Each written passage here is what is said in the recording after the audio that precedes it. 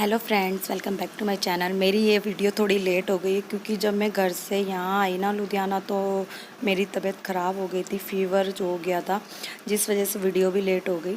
तो ये 15 अगस्त वाले दिन का है। 14 तारीख को जैसे कि ईशिता का बर्थडे सेलिब्रेट किया था, हम ऋषिकेश घूमने गए थे। तो ये 15 तारीख का वीडियो है। तो हम जा रहे थे मौसी के लड़के को स्कूल छोड़ने के लिए। तो उसका स्कूल ज़्यादा दूर नहीं है, छेदरवाला में। नेपाली फार्म से छेदरवाला कितनी दूर है, जो लोग वहाँ के होंगे उनको पता होगा, थोड़ी सी दूर में है। तो बस चलना पड़ता है ना थोड़ा सा, तो हमने कहा स्कूटी से हम छोड़ देते हैं। तो ये गए थे, मैं गए थे और वो। तो उसको छोड़ के आने के बाद ये ना नेपाली फार्म में ही जब पुलिया से नीचे निकलते हैं, वहाँ का व्यू हरियाली बहुत अच्छा लगता है। तो उतने में ही ट्रेन जा रही थी, तो मैंने कहा थोड़ा सा वीडियो बना लेती हूँ। और मॉर्निंग का टाइम हो रहा था, इतना अच्छा लग रहा था ना, बहुत ही। तो फिर जो स्कूटी हम लेके गए थे, थोड़ी थोड़ी बहुत स्कूटी मैं भी चला लेती हूँ।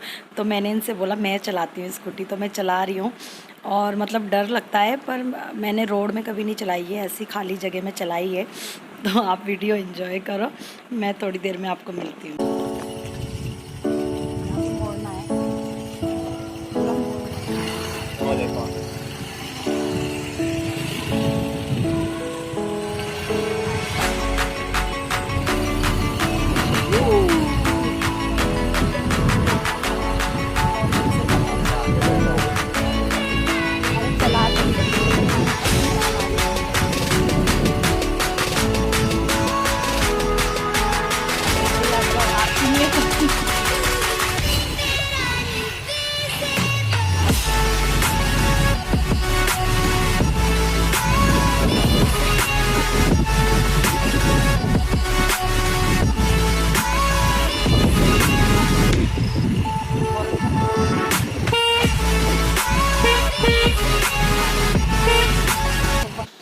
तो उसी दिन 15 तारीख को हमारी थी ट्रेन, जो कि अब हम तैयार हो चुके थे। नानी ईशिता को पैसे पकड़ा रही थी, सबको पैसे पकड़ा रही थी, पर जितना भी मना करो ना, नानी गुस्सा हो जाती हैं, फिर मुंह फुला लेती हैं, रोने लग जाती हैं। तो फिर उसके वजह से ना लेना ही पड़ता है।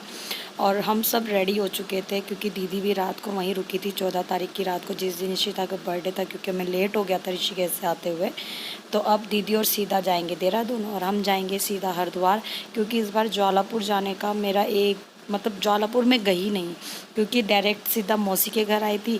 तो राखी वाले दिन भाई मम्मी सब लोग वहीं आ गए थे, तो वहीं मिल लिए, 3 दिन वहीं बैठे। फिर यहीं से फिर दीदी और आ गए थे। अगले दिन जाने को सोच रहे थे 14 तारीख को, पर हम ऋषिकेश चले गए दीदी और के साथ।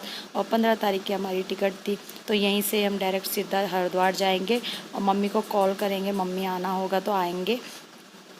तो वैसे मम्मी आए थे क्योंकि मम्मी को, माँ को तो होता है ना कि मेरा बच्चा जा रहा है, पता नहीं कब आएगा।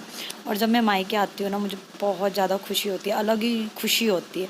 और जब फिर वापस जाना पड़ता है ना लुधियाना अपने ससुराल, तो वो एकदम से ना मेरा मन एकदम उदास हो जाता है। क्योंकि मैंने आज तक, जब से मेरी शादी हुई है, मैं रोती कभी नहीं हूँ, क्योंकि मैं अपने आप को संभाल लेती हूँ। मुझे पता है अगर मैं रोऊंगी तो मेरे साथ सब रोएंगे, तो इसलिए आँख भर आती है, पर मैं उसको भी सहन कर लेती हूँ। और यहाँ पे ना मुझे हल्का हल्का फीवर आ रखा था, और मतलब पूरा शरीर दर्द कर रहा था। मेरा तो मन कर रहा था मैं जाऊँ ही ना, यहीं रुक जाऊँ, पर टिकट भी हो गई थी और कैंसिल कराना भी ठीक नहीं होता। तो बड़ी मुश्किल से मैंने अपने आप को मनाया और तैयार हो गई जाने के लिए, और दवाई भी खा ली थी। तो अब चलते हैं। अरे मैंने वो देखा था ना, ये नहीं देखा था। आज 15 अगस्त है, तो कितना अच्छा से रंगोली बना रखी ना, और उधर झंडा भी चढ़ा हुआ है हमारे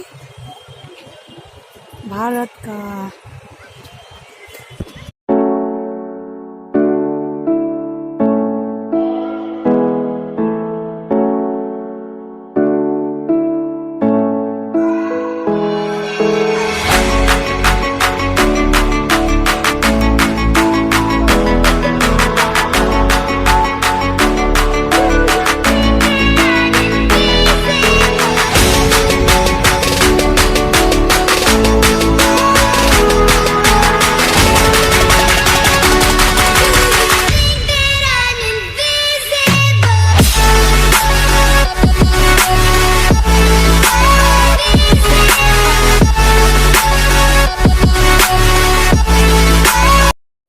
तो जब हम हरिद्वार स्टेशन पहुंच गए थे, तो मम्मी को कॉल कर दिया था, तो मम्मी आ गई थी वो देखो, और पानी की बोतल मंगाई थी क्योंकि हम लाना भूल गए थे, और भाई को भी बोला था पर वो आ नहीं पाया। एक माँ होती है ना, अपने बच्चे के लिए कहीं भी आ जाती है। तो मम्मी मिलने आ गए थे तो बहुत अच्छा लगा। वैसे 11 बजे तक हम पहुंच गए थे, हमारी 2-2:30 बजे की ट्रेन थी, तो हम पहले ही पहुंच गए थे। तो हमने कहा थोड़ा वेट कर लेंगे स्टेशन में ही, पर ज्वालापुर जाना फिर वहाँ से आना, कभी ट्रैफिक मिल जाए, तो मुझे यही डर लगा रहता है कहीं ट्रेन ना छूट जाए। तो अब ट्रेन का इंतज़ार कर रहे हैं। तो फाइनली हमारी ट्रेन आ गई और अब बारी है मम्मी को बाय बाय करने की। तो मम्मी को करते हैं बाय बाय, और इशिता परी को सीट में बिठा दिया था। तो मैंने कहा चलो मम्मी आपको बाहर तक छोड़ देते, क्योंकि ये कम से कम आधा घंटा ट्रेन रुकती है, क्योंकि इसका इंजन बदलता है यहीं से हरिद्वार से। तो अब मम्मी जा रही हैं वापस। तो mummy bye bye, love you mummy. मैं आपके सामने रो के नहीं दिखाती हूँ, क्योंकि मैं ना खुद को कमज़ोर करूँगी तो आप भी रोने लगोगे, इसलिए मैं मम्मी के साथ ना, आप देखना मम्मी को हंसते हंसते विदा करती हूँ, कभी नहीं रो के दिखाती, क्योंकि मुझे अच्छा नहीं लगता है। क्योंकि मम्मी को लगना चाहिए ना कि मेरी बेटी बहुत खुश है अपने ससुराल में, और जैसे कि मैं हूँ। तो अब देखना मैं मम्मी को विदा कर रही हूँ। मम्मा बाय बाय, लव यू।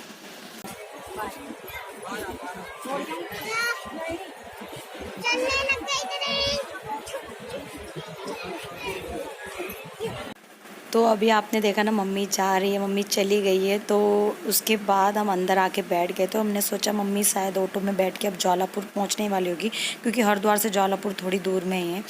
तो उसके बाद हम बैठ के मैंने थोड़ी सी वीडियो बनाई, और मेरी फ़ीवर की वजह से मुझे तबीयत भी नहीं ठीक लग रही थी, इसके बाद मैंने वीडियो भी नहीं बनाई। और हम बैठे ही थे, तो थोड़ी देर बाद ना, मतलब 20-25 मिनट बाद मम्मी आती है, पीछे से हमें माज़ा की बोतल और बिस्किट दे के चली जाती है। तो मैं कह रही हूँ ये कौन आ गया। और मम्मी देखो हमारे बारे में कितना सोचती है।